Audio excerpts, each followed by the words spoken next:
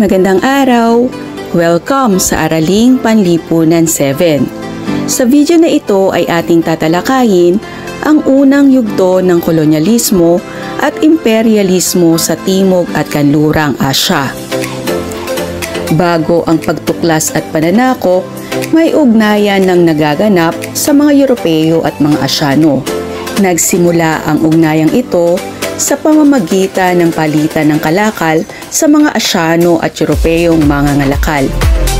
Ang pinakatagpuan nila ay nagaganap sa tatlong pangunahing ruta ng kalakalan sa Asya. Una, ang Hilagang Ruta na nagpapasimula sa China at tatawid sa lungsod ng Samarkand at Bukhara. Pangalawa, ang Gitnang Ruta na papunta sa baybayin ng Syria at dadaan sa Golpo ng Persia. At ang huli ay ang Timog na Ruta na maglalayag mula sa India, babagtasin ang karagatang Indian hanggang sa makarating ng Egypt sa pamamagitan ng Red Sea. Mga kalakal na nanggagaling sa Asya na pumapasok sa Europe ang tanging pamilyar lamang sa mga Europeo. Ang lugar sa Asya na pinanggagalingan ng kalakal ay hindi pa napupuntahan ng mga Europeo. At ang palitan ng kalakal ng mga Europeo at mga Asyano ay hindi pa ganoon kasigla. Dumating ang panahon na ang ruta ng kalakalan na nag-uugnay sa mga mangangalakal na Asyano at Europeo ay sinakop ng nagaharing Turkong Ottoman. Nang sinakop ito ng mga Turkong Ottoman, tanging ang mga Italianong mangangalakal ang pinayagan na makadaan at makipag-ugnayan sa mga mangangalakal na Asyano. Ngayon ay isa-isahin natin ang mga dahilan na nagbunsod sa mga Kanluranin na magtungo sa Asya. Ang dahilan, katuturan at implikasyon nito. Isa na rito ay ang krusada. Naganap sa pagitan mula sa taong 1076 hanggang 1273. Ito ay isang kilusang binuo ng simbahan at mga Kristiyanong hari upang mabawi ang banal na lugar, ang Jerusalem sa Israel, laban sa mga Turkong Muslim. Nagbigay daan upang makilala ang mga produkto sa silangan tulad ng mga pampalasa at iba pa. Ito ang naging motibasyon ng mga Europeo upang makasakop ng ilang lugar sa Asya. Ikalawa ay ang paglalakbay ni Marco Polo. Si Marco Polo na isang adbenturerong mangangalakal na nagkaroon ng pagkakataon na malibot ang mga lugar sa Asya. Ang kanyang aklat na The Travels of Marco Polo ay naglalahad ng karangyaan at kayamanan ng mga lugar sa Asya, lalo na sa China. Dahil dito, namangha at nahikayat ang maraming adbenturero mula sa Europa na makarating at makipagsapalaran sa Asya. Ang ikatlo ay ang Renaissance o muling pagsilang. Ito ay naganap sa huling bahagi ng Gitnang Panahon at pagsulong ng makabagong panahon. Sumibol ito upang bigyang diin ang individualismo ng isang tao at mapalawak ang kanyang ideya at pananaw sa buhay. Binago ng Renaissance ang pananaw ng buhay ng tao, dahilan upang masimulan ang pagbabago sa sining at agham. Ito rin ay nagbukas ng daan sa pagbabago sa larangan ng kalakalan at negosyo, at nagbigay daan din upang umusbong ang rebolusyong komersyal. Ang ikaapat ay ang pagbagsak ng Constantinople. Ang Constantinople ang nagsilbing rutang pangkalakalan ng mga Europeo na napasa kamay sa mga Turkong Muslim. Ganap na nakontrol ng mga Turkong Muslim ang mga produkto na galing sa silangan. Ang pagbagsak ng Constantinople ang dahilan upang humanap ng ibang ruta ang mga Europeo na nagpahirap ng husto sa mga ito. Sa panahong ito naimbento ang mga kagamitang pandagat tulad ng kompas na ginagamit upang matukoy ang direksyon at astrolabe na ginagamit upang malaman ang oras at latitude. Panglima ay ang merkantilismo. Ito ay isang prinsipyong nakatuon sa pagpaparami ng ginto at pilak.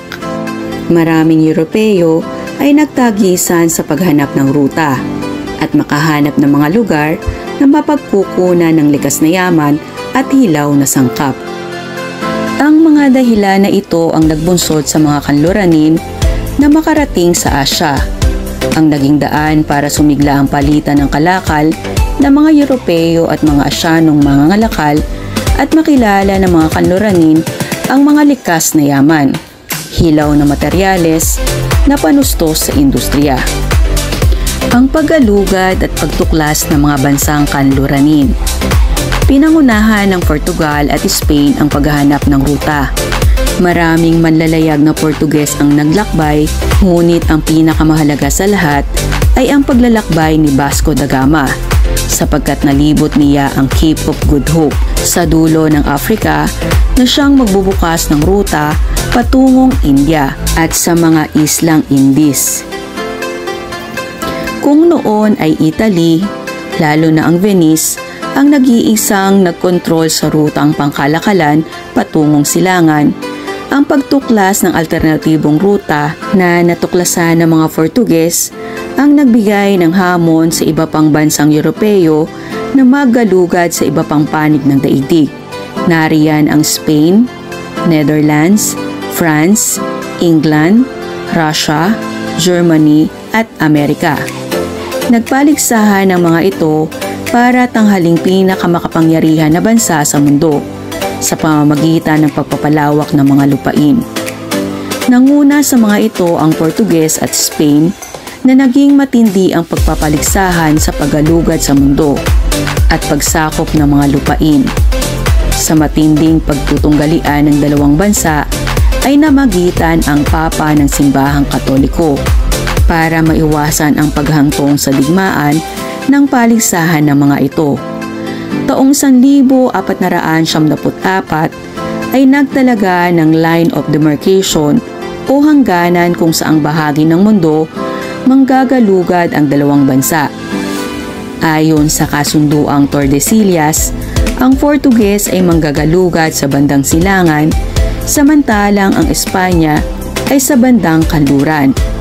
Nang maipatupad ang desisyong ito, ay nakapaglayag na ang mga Espanya sa bandang kanluran, kung saan maraming teritoryo sa kontinenteng Amerika ang nasakop. Ang Portuges naman ay nakuha lang ang Brazil. Gayunpaman, hinayaan na ng Espanya na manatili sa Portuges ang Brazil, habang ang Pilipinas naman na nasa silangan na nasakop naman ng Espanya ay nanatili naman dito. Ang hindi naiwasan na digmaan ng Portuges at Espanya ay sa Molucas. Ito ang pinakamimithi na lugar na pinagkukunan ng mga rekado. Sa pamamagitan ng Tratadong Saragossa noong 1529, nakuha ng Portuges ang Molucas. Maliban sa Molucas, ay nakakuha rin ito ng teritoryo sa India. Ang Portugal ay nakakuha ng maraming piling lugar sa Asya. Noong 1502, nagbalik at nagtatag si Vasco da Gama ng sentro ng kalakalan sa may Calicut sa India. Noong 1505, ipinadala si Francisco de Almeida bilang unang viceroy sa silangan.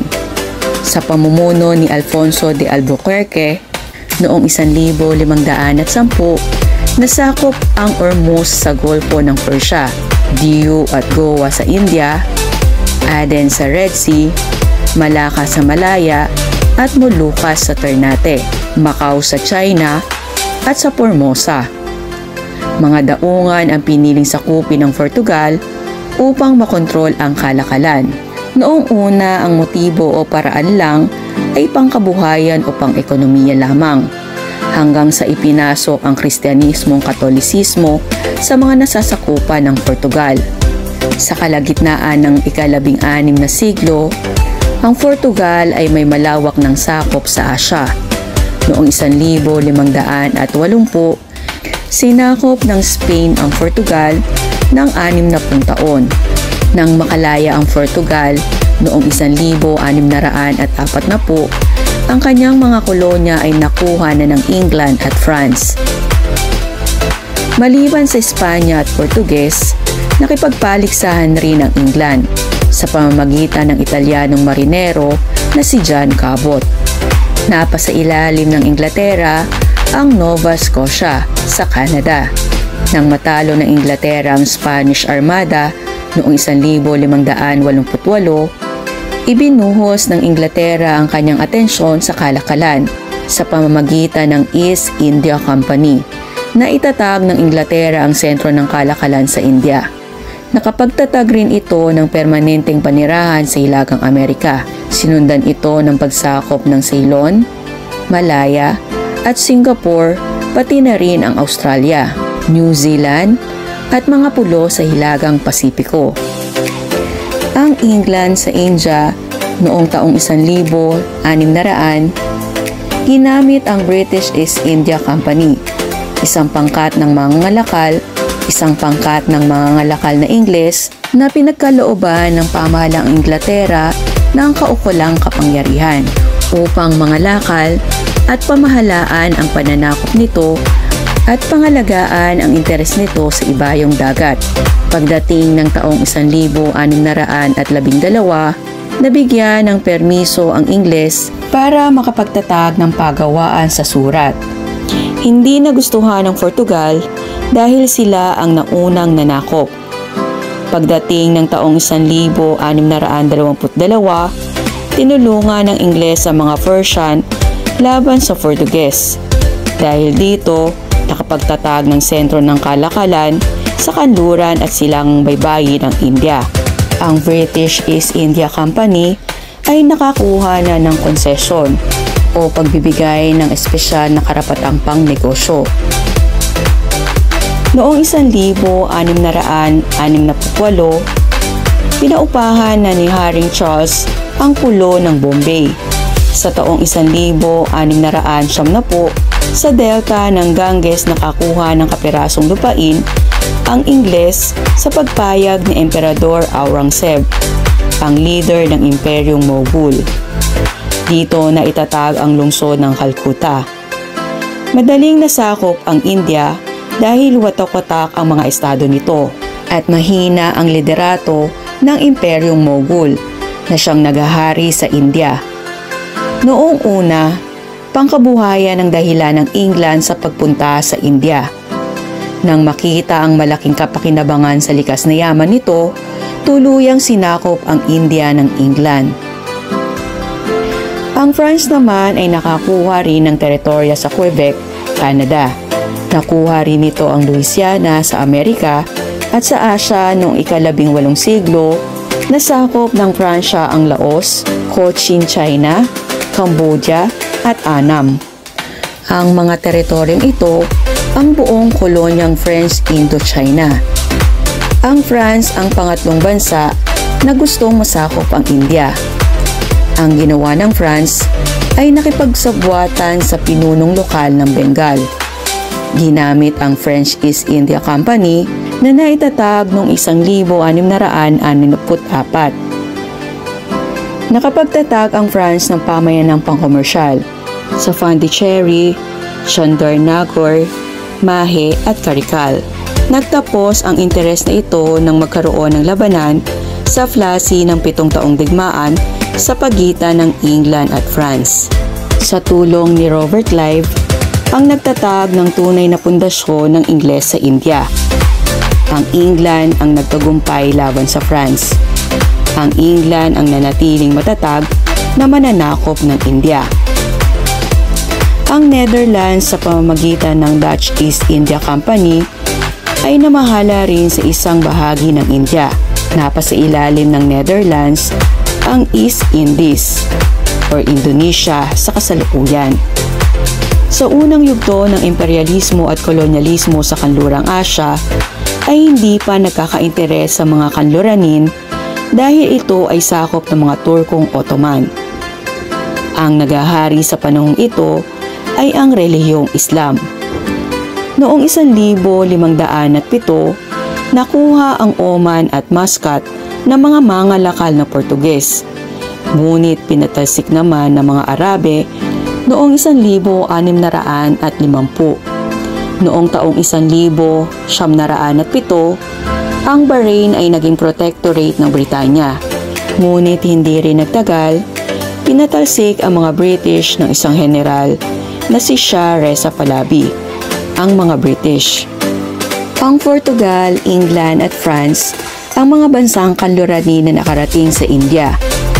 Sa pag-iral ng prinsipyong pang-ekonomiyang merkantilismo, ang mga bansang kanluranin ay may iisang layunin sa pagpunta sa Asya, ang makasakop ng mga lupain. Sa huli, ang England ang nagtagumpay para maisakatuparan ng interes sa likas na yaman at mga hilaw na materyales ng India. Samantalang ang kanlurang Asya ay hindi agad nasakop. Dahil sa panahong ito, pinaghaharian pa ito ng napakalakas na Imperyong Ottoman at pinagtibay ng pagkakaisa dahil sa relihiyong Islam na ipinalaganap at tinanggap sa rehiyon. Maraming salamat sa inyong pakikinig. Hangad ko na marami kayong natutuhan mula sa paksak ating tinalakay. Hanggang sa muli, paalam!